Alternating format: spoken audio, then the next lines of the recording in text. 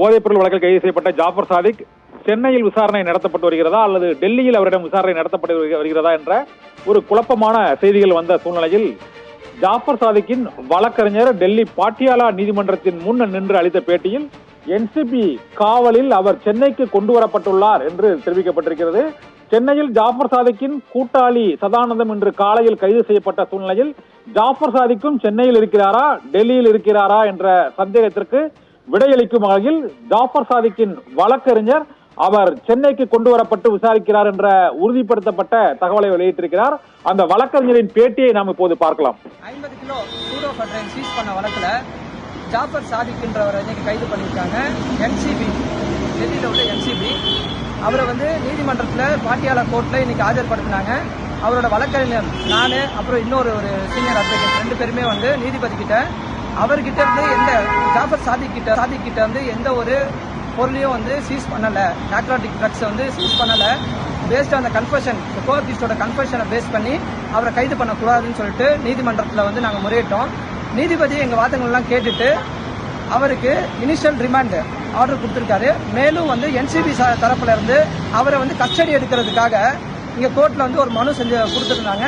அந்த மனுவை விசாரிச்ச நீதிபதி 7 நாள் மட்டும் அவரை நீதிமன்ற காவல் மூலியமா கஸ்டடி போலீஸ்க்கு கொடுத்துருக்காங்க. இப்ப போலீஸ் கஸ்டடி அவரை எடுத்து சென்னைக்கு கூட்டு போயிருக்காங்க விசாரணைக்கு. அதே மாதிரி அவரை நாங்க அட்வொகேட்ஸ் அவரோட கவுன்சில்ஸ் நாங்க அவரை பார்க்கணும், டெய்லி பார்க்கணும் அப்படின்ற கோரிக்கையை நாங்க நீதிபதி கிட்ட சொன்னோம். அதை கேட்ட நீதிபதி டெய்லி அட்வொகேட்ஸ் ஒரு விசிட் பண்றதுக்கு வாய்ப்பு கொடுத்திருக்காரு. மேலும் அவர் உங்களோட கண்டென்ஷன்ஸ் எல்லாமே நீங்க பெயில்ல ஆர்கியூ பண்ணிக்கோங்க அப்படின்றது நீதிபதி தெரிவிச்சிருக்காரு. தற்போது அவரை சென்னைக்கு என்சிபி போலீஸ் ஆபீசர்ஸ் கூட்டு போயிருக்காங்க விசாரணைக்கு.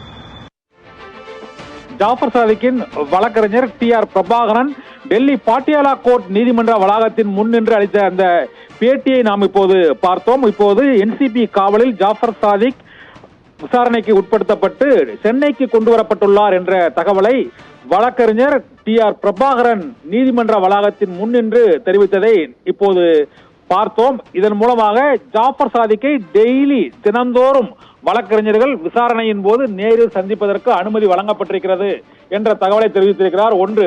இரண்டாவது, ஜாஃபர் சாதிக் கைது செய்யப்பட்ட போது அவரிடமிருந்து எந்த விதமான போதைப் பொருளும் பறிமுதல் செய்யப்படவில்லை என்ற தகவலையும் அவர் உறுதிப்படுத்தியிருக்கிறார்.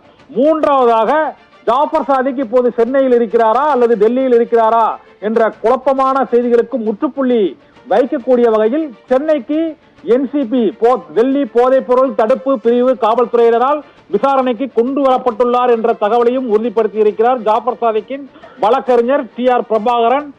சென்னையில் ஜாஃபர் சாதிக்கிடம் என்சிபி விசாரணை. ஜாஃபர் சாதிக்கின் கூட்டாளி சதானந்தம் சென்னையில் கைது செய்யப்பட்டு டெல்லிக்கு அழைத்து செல்லப்பட்டுள்ளார் என்ற தகவலும் வெளியாகி இருக்கிறது. சலோமி.